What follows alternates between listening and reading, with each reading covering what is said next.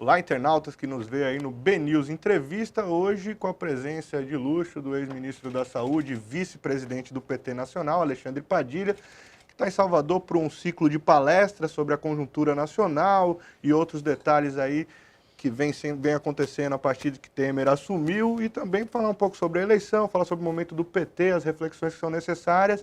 Então, para a gente ser um pouco mais objetivo, vamos começar com o nosso entrevistado Alexandre Padilha para falar um pouco sobre qual a conjuntura política, como é que você vê o Brasil hoje após a votação que deixa Temer tranquilamente aí por mais um ano e meio à frente da presidência da República?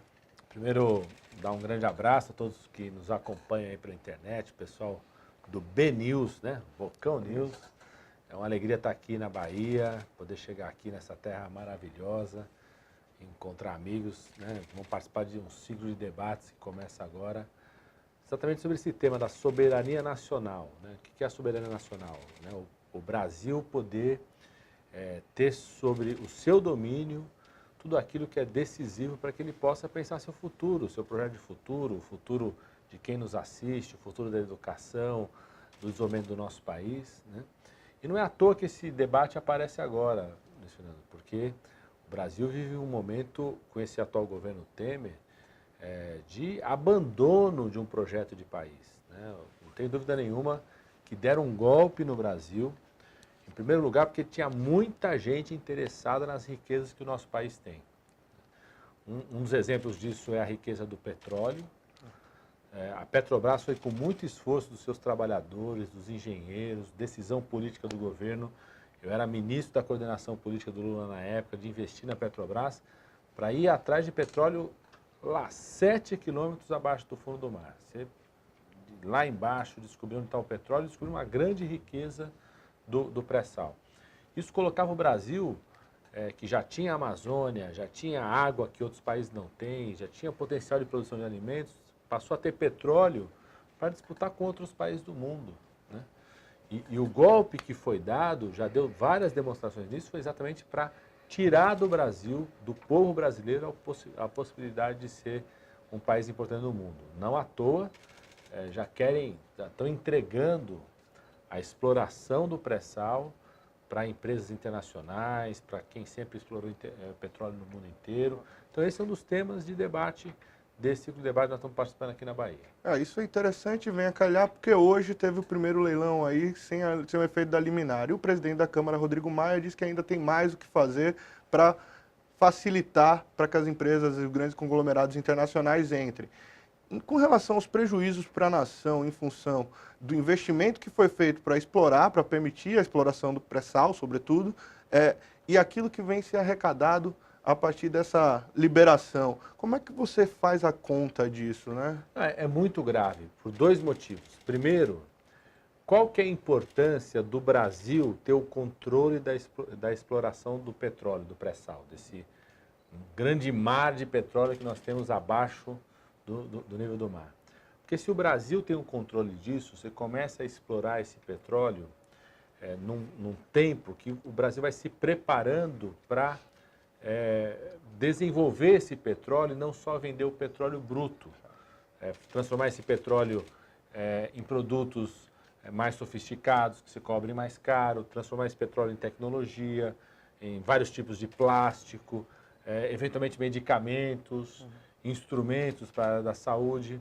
Então você precisa coordenar o ritmo de exploração para que, junto com a exploração, você vai desenvolvendo no Brasil pesquisadores brasileiros, empregos no Brasil, uma indústria brasileira que pode explorar esse petróleo.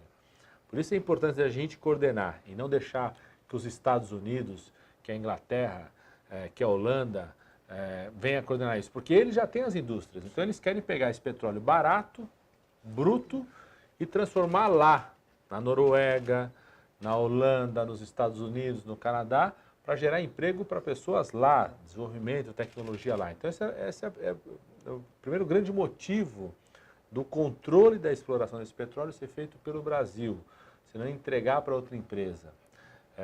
As mudanças nas leis que nós fizemos na época do marco regulatório do pré-sal foi para garantir que isso fosse controlado pelo Brasil, planejado pelo Brasil. O segundo é que se você faz isso controlado pelo Brasil, você investiria, né, o lucro desse recurso para a educação e para a saúde, ou seja, é você transformar uma riqueza que é mineral, Sim. lá no fundo do mar, numa riqueza humana, investir na educação, ampliar universidades, botar mais recursos na saúde. O que está acontecendo com esse governo? Esse governo desistiu de controlar esse planejamento da exploração do pré-sal, já vendeu uma parte de leilão hoje, parece que não está contente, quer vender mais ainda a preço de banana, né? Então está desistindo de fazer esse controle da exploração e mais ainda deixando de investir em educação e saúde. Então, a partir daí já começa a falar que vai fechar a universidade, que não dá para ampliar as universidades do jeito que está. Na saúde está muito grave, fizeram um congelamento de 20 anos dos recursos na saúde, ou seja, nos próximos 20 anos não vai poder ampliar recurso para a saúde. Então não vai poder fazer mais cirurgia, mais tratamento do câncer, mais exames, como se durante os próximos 20 anos ninguém fosse envelhecer, cada vez mais que você envelhece, mais demanda de saúde você precisa, como se nenhuma criança fosse nascer, ou seja, não fosse aumentar a população.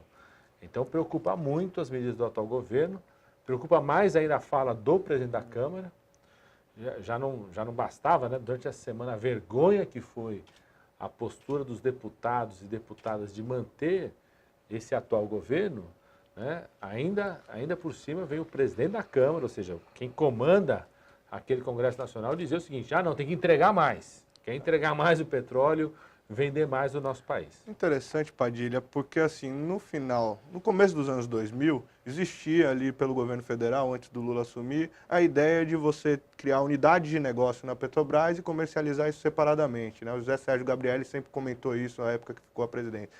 E a narrativa não funcionou, porque a Petrobras, na época, estava muito forte, seus sindicatos, seus trabalhadores muito organizados. Depois de todos esses escândalos de corrupção, a narrativa mudou.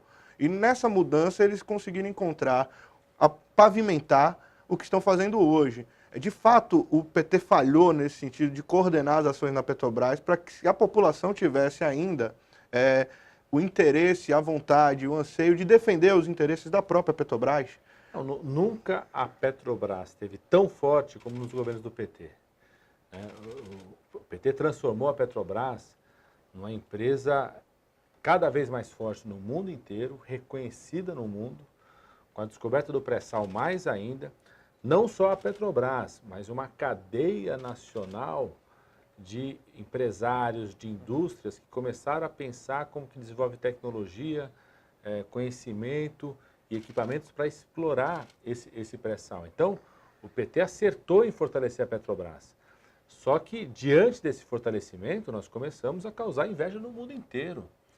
Ninguém tem dúvida mais de que o golpe que deram no país, de tirar uma presidenta como a Dilma, foi um golpe, em primeiro lugar, para entrar de vez no mercado do petróleo. Não à toa, todo mundo vai lembrar aqui, teve denúncias de espionagem dos Estados Unidos, da CIA, do governo americano, não só na presidenta Dilma, mas em diretores da Petrobras, empresários que estão envolvidos com a Petrobras. Então, tem um golpe muito claro em relação a isso. Mas né? houve, um de ataque fato, muito claro em relação a isso. Mas houve, de fato, uma dilapitação, né? Houve roubo. Que não começou nos governos do PT. Não, óbvio. Então não, a gente não pode admitir que tem a ver com o PT. Tanto é que os diretores da Petrobras, quando são denunciados e vão contar, eles falam que existiu isso há muito mais tempo. Aliás, as apurações começaram no governo do PT, começou a ter a apuração. Né? Então, tem um enfrentamento que foi feito. Agora, mais uma vez, aqueles que nunca quiseram que o Brasil pudesse caminhar com as próprias pernas, conseguiram fazer um golpe nesse país, dessa vez não um golpe militar, mas um golpe, e que o Congresso Nacional, que fez o golpe, né, assumiu o golpe, votou de forma absolutamente, né, sem transparência nenhuma, tanto é que não tinha nada a ver com o combate à corrupção, tanto é que agora mantém o Temer, começa a autorizar um conjunto de mudanças que eu acho que a população tem que estar atenta. Eu concordo com o que você fala, chegou a ter um certo turbilhão de informações para todo mundo, para a população como um todo, ficou todo mundo meio anestesiado, enquanto está todo mundo meio anestesiado, o atual governo vai destruindo a Petrobras e entregando parte importante do nosso país. Por isso que esse debate é muito importante também. porque é um debate para chamar a atenção sobre o que está acontecendo e estamos em tempo ainda de reagir em relação a isso e poder fazer com que o Brasil volte a trilhar um caminho de ser um país soberano. Falando um pouco agora sobre a saúde, que o senhor mencionou, sobre o congelamento, é importante a gente dizer, a gente teve um ato dos prefeitos aqui, coordenado pela União dos Municípios da Bahia, o Euros Ribeiro, que é do PSD, aliado do PT aqui na Bahia, mas prefeito de Bom Jesus da Lapa, em que fala dos repasses federais, sobretudo aos PSFs, as UPAs, e esses programas federais acabam incidindo na folha de pagamento dos prefeitos, que sem fôlego ou pagam pelo desenvolvimento ou são punidos pelo TCM, pelo Tribunal de Contas do município, porque eles atentam contra a lei de responsabilidade fiscal. Como é que está funcionando os repasses? Como foi na sua época e como é agora? Está muito grave, né? Eu, como ministro da Saúde, eu criei o programa Mais Médicos.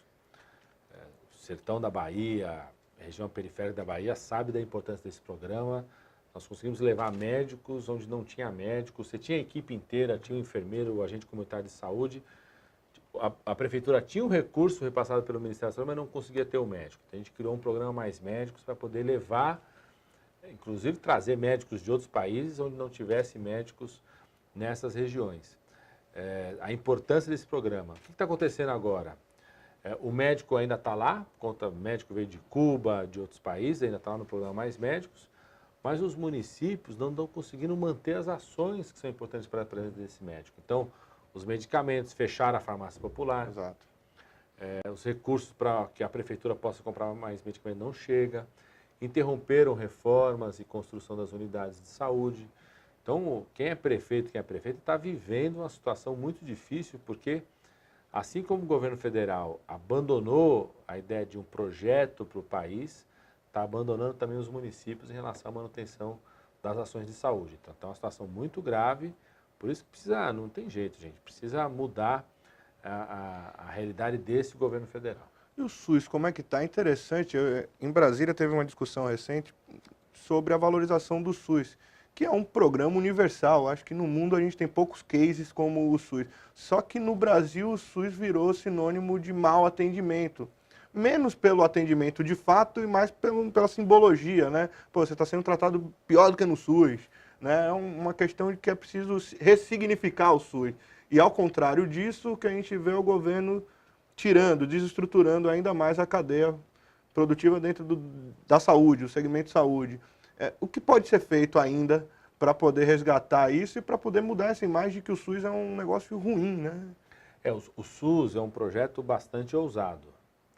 A gente tem que ter muita consciência. O Brasil é o único país do mundo do nosso tamanho, que colocou na sua Constituição de 88, e a gente luta para isso, que garanta a saúde pública gratuita para todo mundo. Ou seja, você poder ter da vacinação até o acompanhamento na unidade básica de saúde, perto da sua casa, até transplante, internação, totalmente gratuito para toda a sua população. Nenhum país do mundo da nossa dimensão tem como compromisso garantir isso para a sua população. Né? O Japão não faz isso, Estados Unidos, dos países que têm mais de 100 milhões de habitantes, nenhum deles, só o Brasil. Então é uma luta de mais de 30 anos, que tem avanços, né? Tem avanços importantes, por exemplo, vacinação. Não tem país do mundo que tenha a quantidade de vacinas que são feitas de forma gratuita como o Brasil. Transplantes. O Brasil, desde quando eu fui ministro da Saúde, em 2011, o Brasil passou a ser o recordista mundial em transplantes totalmente públicos. Nenhum país do mundo fazia tanto transplante público como o Brasil fazia. Transplante de fígado, de rim, de córnea, né, de pulmão. Nenhum país do mundo fazia isso totalmente público e gratuito. Nós reduzimos a mortalidade infantil, reduzimos a mortalidade materna, melhorou o cuidado do hipertenso e do diabético. Então tem avanços importantes, mas ao mesmo tempo tem ainda muitas debilidades que precisa melhorar, né? Da qualidade do atendimento, do acesso ao atendimento. Temos gente que espera muito nas filas ainda no Brasil inteiro. Não é uma situação só da Bahia, no Brasil inteiro isso. Sou da cidade de São Paulo, por exemplo, as filas voltaram a aumentar esse ano. Fila para cirurgia da vista, fila para cirurgia de hérnia, de vesícula, no Brasil inteiro. Isso é muito grave ainda, né? O que preocupa muito é que, diante desse cenário, o atual governo está fazendo uma aposta em destruir o SUS e não tentar melhorar o SUS, né? Eu, quando criei o Mais Médicos, foi para melhorar o SUS, para garantir a reconstrução do SUS a partir da base, do alicerce ali. Não tinha nem médico no sertão, então a gente levou médico para o sertão, para atenção básica, para reconstruir essa casa a partir da sua base. O que o atual governo está fazendo é destruir isso. E algo muito grave que o atual governo está fazendo é apostar numa coisa chamada planos de saúde mais baratos. Quando você ouve falar um negócio desse, pensa, é uma coisa boa, né? Ter um plano de saúde mais barato pode ser bom, desde que o plano de saúde cubra de fato tudo que você tem direito a cobrir. Para fazer um plano de saúde mais barato, eles estão prometendo o que para o plano de saúde? Ele não precisa mais cobrir todas as doenças. No Congresso Nacional hoje, esse mesmo Congresso que essa semana manteve o Temer, mesmo com tantas denúncias contra ele, os mesmos deputados que estão lá no Congresso Nacional estão discutindo agora de mudar a lei dos planos de saúde, permitindo que o plano de saúde não seja obrigado a oferecer tudo que você tem de plano de saúde. Então você pode acabar tendo um plano de saúde que só cobre até gripe, se pegar pneumonia não cobre mais, né? Então isso é muito grave. É o discurso do atual governo de enfraquecer o SUS para quê? Para abrir um mercado enorme de pessoas desesperadas indo atrás de plano de saúde para garantir algum tipo de saúde, né? Isso é muito grave e acabar com um projeto que nós construímos há mais de 30 anos. Isso se aplica também para as universidades, para a educação, quando a gente vê um desmantelamento das universidades, uma redução nos investimentos e na aplicação direta, né, dos recursos. A gente pode dizer também que esse governo aposta, mais uma vez, na iniciativa privada para conduzir o processo de educação no país em detrimento do público? Em primeiro lugar, esse governo não tem o menor compromisso com levar educação para toda a nossa população. Aquilo que começou a acontecer no Brasil nos últimos anos, que é o pobre, o negro, poder entrar numa universidade pública, esse governo não tem compromisso com isso. Vou te contar uma coisa. Eu fiz medicina, tenho muito orgulho de ser médico. Entrei na faculdade de medicina em 89, na Unicamp, Universidade Pública lá do estado de São Paulo. A minha turma de cerca de 100 alunos, tinham 2 negros e 10 pessoas que tinham feito escola pública. Hoje eu estou na universidade dando aula. A turma que eu dou aula hoje na Unicamp, dos 100 alunos, você tem 30 negros e 80 fizeram escola pública. Ou seja, você tem uma mudança na imagem de quem está entrando na universidade. E esse atual governo não tem o menor compromisso em manter isso. Então, em primeiro lugar, ele não quer ampliar a universidade, dar oportunidade, acesso ao filho do pedreiro, ao filho da pessoa do sertão, que nasce no interior, de ter acesso à universidade, seja pública ou privada, através do FIES, do ProUni, né? Tanto é que no final de 2016, teve uma portaria do MEC proibindo a expansão de cursos na área pública. Os cursos de medicina, por exemplo, que nós criamos junto com Mais Médicos, nas universidades federais públicas, vários deles para o interior do estado, estão bloqueando esses cursos nesse momento. Então é muito grave isso, muito grave. E, paralelo a isso, exatamente o que você falou, acho que tem uma aposta no que a gente ouve do Ministério da Educação, de membros do MEC, de estrangular a universidade pública, aquela que você não paga, que você tem um acesso gratuito, para abrir um mercado, para ser a única oportunidade das pessoas fazerem um curso de graduação e ir atrás das universidades privadas. E tem uma coisa que cresce cada vez mais, que é o chamado ensino à distância, que é um ensino pela internet, que não precisa do professor, mais barato para a universidade, mas que continua cobrando as mensalidades caras para quem faz o curso. Interessante que a gente vê um cenário que não é positivo, no entanto, a gente vê um cenário também que a população não ganha as ruas, né? E nesse sentido, o senhor que fez parte lá dos caras pintadas, tinha lá aquela rivalidade, o senhor Lindbergh Farias pela disputa da Uni ali nos idos de 90, né? São Paulo, Rio. Mas, assim, o PT perdeu a capacidade de conduzir o processo de mobilização nacional das ruas. Como é que está isso hoje e o que precisa ser feito? E outra coisa, precisa rejuvenescer a militância? Eu acho que a primeira coisa é isso. não só o PT, os partidos como um todo, o movimento sindical, o movimento popular, se não perceber as novas formas de organização da militância, da juventude, dar espaço para a juventude, para uma renovação partidária, ter renovação nos deputados, nas deputadas, nos senadores, se não perceber isso, não, vai perder mesmo o espaço de ser protagonista, de poder liderar ou mesmo participar dessa resistência que tem que ser feita ao atual governo e mesmo de discutir um projeto alternativo para o país, né? Então, acho que essa é uma primeira preocupação que todo mundo tem que ter. Eu estou muito animado, passei a ser vice-presidente nacional do PT agora, junto com a presidenta Gleice, é a primeira vez que eu ocupo um espaço na direção nacional do PT e acho que tem um espírito da gente poder abrir as portas de vez para a juventude, para a militância mais jovem, dialogar com as novas formas de organização. Segundo, a gente tem uma força política que tem a ver com o PT, com o sindical e tem a ver com a figura do Lula. Você falou, ninguém foi às ruas, mas para a caravana do Lula, muita gente foi nas ruas, né? A caravana que o Lula fez aqui no Nordeste, eu vi aquela foto, a imagem ali no metrô de Salvador, né? Parecia bloco de carnaval, né? Gente, coisa que só a Bahia consegue fazer, botar multidão na rua e nada acontecer, né? Nada acontecer de ruim, né? Agora, essa semana, o Lula está fazendo a caravana por Minas Gerais, a mesma coisa, né?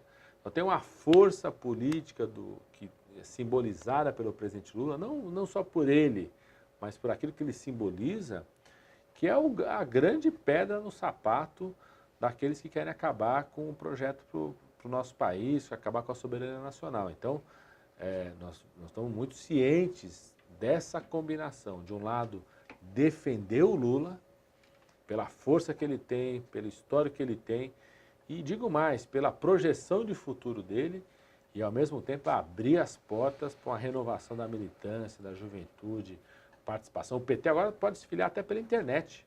Você pega ali pela internet e abre lá no site do PT, entra na internet, você pode se filiar, participar, debater. Tem uma plataforma que nós lançamos agora chamada O Brasil que o Povo Quer. Você pode participar, né? Se chama www.brasil que o Povo Quer. Você pode participar, mandar sugestão de programa de governo. Eu estou conduzindo a discussão sobre drogas, que é uma discussão importante, um problema sério na sociedade brasileira hoje, para que a gente possa renovar, oxigenar, abrir as portas do partido. Acho que é um desafio muito importante para que a gente possa continuar pensando no futuro do nosso país. O PT hoje se organiza em torno da liderança do ex-presidente Lula e conta com ele sendo candidato. Em não sendo candidato, existe aí uma disputa de polos entre Bahia e São Paulo para ver quem vai representá-los ali, ainda muito nos bastidores, porque como os petistas gostam de dizer, o Lula é o plano A, B, C, vai até o L, né?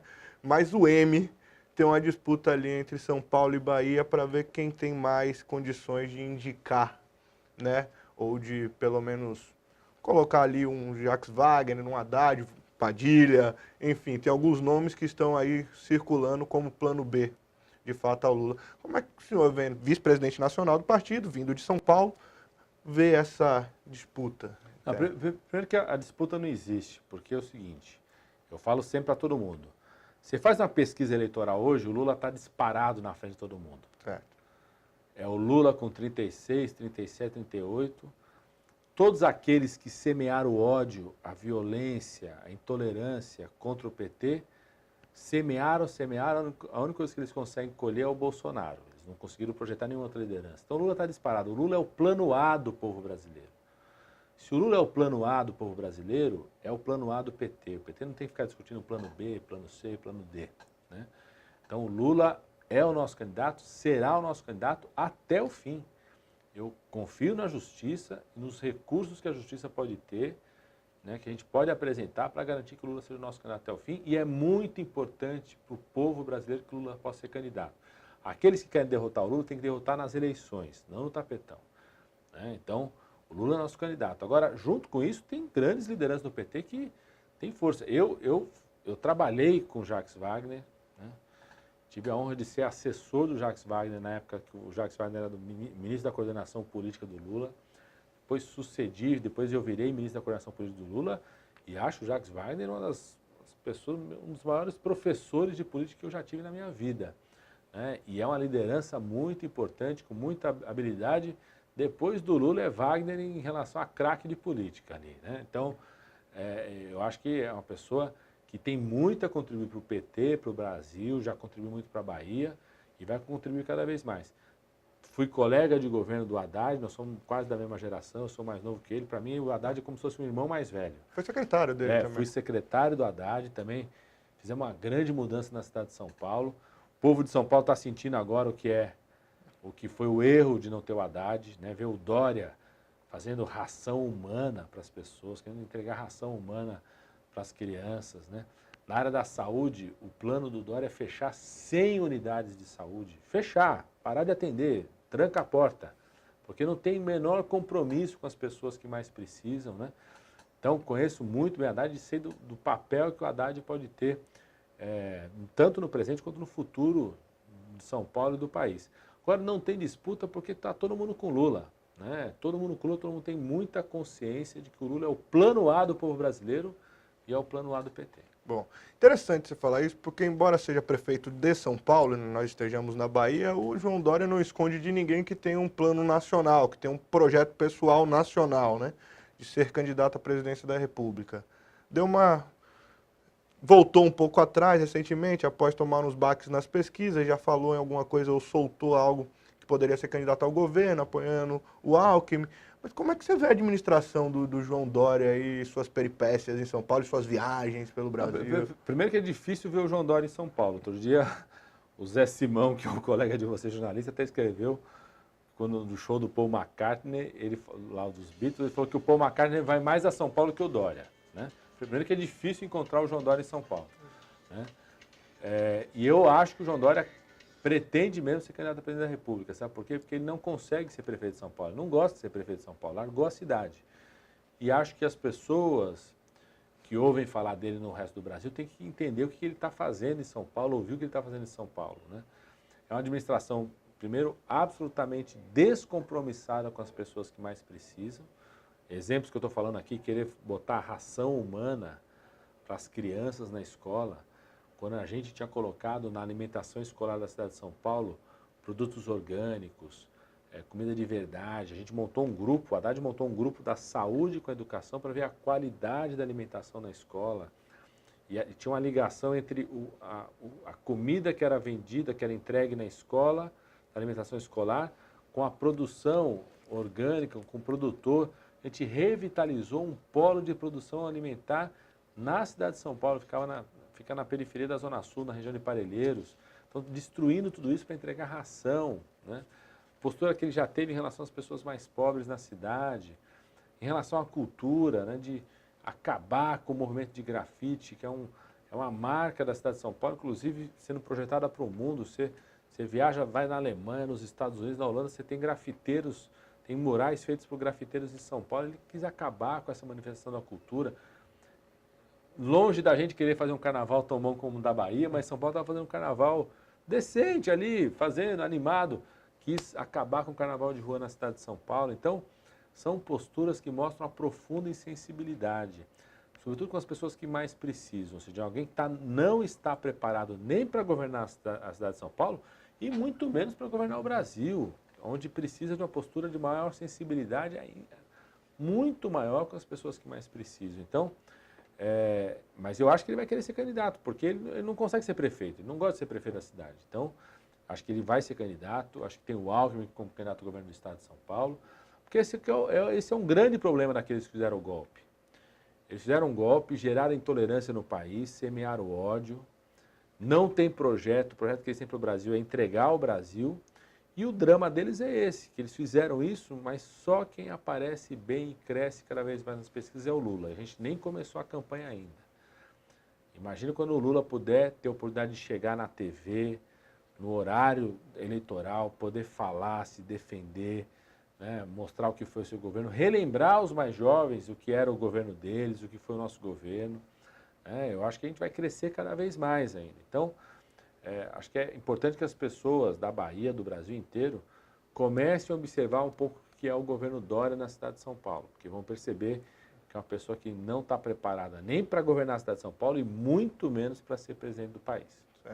o senhor coordenou as relações institucionais, as relações políticas do governo Lula, né? A governabilidade foi uma opção feita ali quando se poderia fazer uma inflexão mais à esquerda ou enfim, tomar alguns outros tipos de atitude. Como se vislumbrar que em 2019 a relação com o Congresso Nacional será diferente? Você continua tendo agentes tradicionais ocupando espaços de poder dentro do Congresso, dentro do Legislativo. E sem o Legislativo, o Executivo fica de mãos engessadas e vice-versa nesse país. Como propor uma relação diferente e dizer, pô, vai ser diferente, o Lula vai assumir numa eventual vitória em 2018, em 2019, e o que aconteceu em nome da governabilidade não vai acontecer mais? Deixa eu falar uma coisa que é muito importante. O sistema político no Brasil é um sistema político muito injusto, porque ele dá uma votação para o presidente da República, ele garante que o presidente da República tem uma maioria dos eleitores, mas não dá para o presidente da República uma maioria no Congresso Nacional.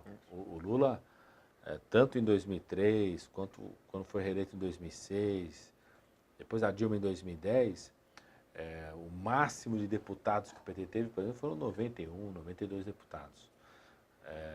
Juntando o PT e outros aliados mais históricos, não tinha mais do que 150 deputados. Então, esse é um problema do sistema político brasileiro. Mas também é da gente, da população, porque às vezes a gente presta atenção em quem vota para presidente e às vezes nem lembra em quem vota para deputado e deputada. Então, esse não é um problema do PT ou do Lula, é um problema para todos nós.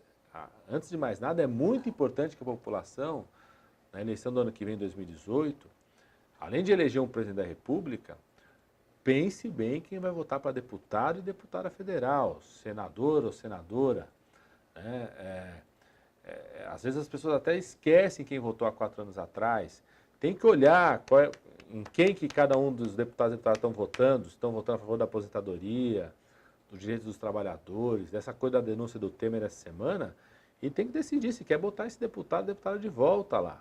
Então, antes de ser um problema para o PT ou para o Lula, é um problema para nós, a população como um todo. Tem que escolher bem o Congresso Nacional. Segundo, eu acho que nós vamos ter uma eleição muito disputada no ano que vem. Bastante polarizada. O Lula ocupando um campo, várias candidaturas dos outros partidos. Então, acho que vai ser um cenário de eleição bastante fragmentado em relação a isso. E acho que o Lula é a pessoa que tem mais capacidade em assumir na presidência da República, em construir uma maioria no governo, pela liderança que ele é. O sistema político brasileiro ruiu, tanto é que várias lideranças, Aécio, desapareceram. Quem ficou? O Lula. O Lula ficou com uma liderança forte. Então, essa liderança nós precisamos para conduzir o país. De fazer o Brasil sair da crise, retomar emprego, uma pessoa que não precisa ser apresentada ao mundo, tem credibilidade internacional para reconstruir o papel do Brasil no mundo hoje. Então, acho que o Lula é essa figura, inclusive, para ajudar a construir no Congresso Nacional uma força política por conta da ligação dele com o povo. Isso é muito importante, que a gente possa construir uma força política no Congresso Nacional a partir da pressão popular, da consciência da população, da mobilização da sociedade. O PT aprendeu isso. Acho que o PT vai construir a candidatura do Lula, a eleição do Lula, discutir um programa de governo, mas não vai abrir mão de continuar debatendo com a sociedade, conversando com a população e organizando a população para acompanhar a atuação dos deputados e deputadas. Acho que foi um aprendizado do PT e vários quadros do PT também estão se colocando a serem candidatos a deputado e deputada para ajudar a montar um Congresso mais forte de apoio ao Lula. O PT fez a reflexão que era necessária após a saída da presidente Dilma? Eu acho que está fazendo. Acho que está fazendo. O PT fez um Congresso Nacional que foi muito importante. Congresso Nacional que reconheceu, muita gente fala assim, o PT não reconheceu. Reconhece os erros nós reconhecemos. Acho que o PT teve um erro mais importante, o erro que eu acho que nós tivemos, foi não ter entendido que para mudar o país precisava de um novo sistema político, um novo sistema de financiamento, não podia ficar vinculado ao financiamento das empresas privadas, ter novas estruturas partidárias, fazer uma reforma política no país. E acho que a gente teve uma oportunidade de fazer uma reforma política no país em 2007, e não fomos tão incisivos em garantir essa reforma política no país. Então eu acho que o PT reconhece isso, como também reconhece, e acho que o segundo governo da presidenta Dilma tem que reconhecer, que nós ganhamos a eleição no segundo turno construindo uma expectativa de enfrentamento da crise econômica, que era internacional, não era no Brasil, de uma forma, e os passos iniciais do segundo governo da presidenta Dilma foram de um enfrentamento de uma outra forma. Então, acho que tem um reconhecimento sobre isso, o Congresso Nacional do PT estabeleceu isso. E terceiro, reconhecimento de que o PT tem que contribuir para uma profunda renovação, abrir as portas para a juventude, ter uma postura cada vez mais ativa. Acho que a Gleice, como presidenta, está mostrando isso, uma postura mais ativa, mais presente, a direção nacional como um todo. O Lula faz questão o tempo todo de falar sobre isso, puxa sobre isso, a caravana mostra isso, ele participa das reuniões, fala, nós precisamos estar aberto à juventude. Então, acho que tem um reconhecimento sobre isso, e por mais que teve todo o ataque ao PT, não é brincadeira, gente, nós estamos há mais de 10 anos, todo dia sim, dia não. Quando é com qualquer político, se fala do Gedel, ninguém fala que é Gedel do PMDB. Se fala de qualquer liderança, bota liderança, vírgula, PT. Então tem um ataque ao partido que foi feito ao longo de anos. Mesmo assim, eu acho que o PT sobreviveu pela força política que tem, faz pesquisa hoje, já é o partido de novo, que mais pessoas optam pelo PT, e essa força política nós vamos para 2018 com ela. Reconhecendo os erros, né, do processo histórico, do momento histórico que nós vivemos, e acho que o Lula assume isso com muita força, com muita disposição de fazer mudanças importantes no país. Quero agradecer a você que nos viu até agora, agradecer a presença do vice-presidente nacional do Partido dos Trabalhadores e ex-ministro dos governos Dilma e Lula, Alexandre Padilha, e espero que você tenha gostado como a gente gostou, e até a próxima, ministro. Pode deixar suas considerações finais. Obrigado. Quem tiver hoje aqui em Salvador, poder participar e acompanhar do debate que a gente vai fazer na Associação dos Professores da Federal da Bahia. É um ciclo de debates que continua, sobre o debate sobre a soberania no nosso país. Acompanhar essa coisa do Brasil que o povo quer na internet, pode fazer contribuição, discutir, pensar propostas para o nosso país. Gostei muito de poder estar aqui com vocês e ficar à disposição de vocês aí. Nos acompanhem aí nos debates do PT, nas páginas, nas redes sociais, podem mandar mensagem para o Facebook, Alexandre Padilha, a gente responde lá, discutir e debater com as pessoas sobre o futuro do nosso país. Beleza, obrigado, até a próxima.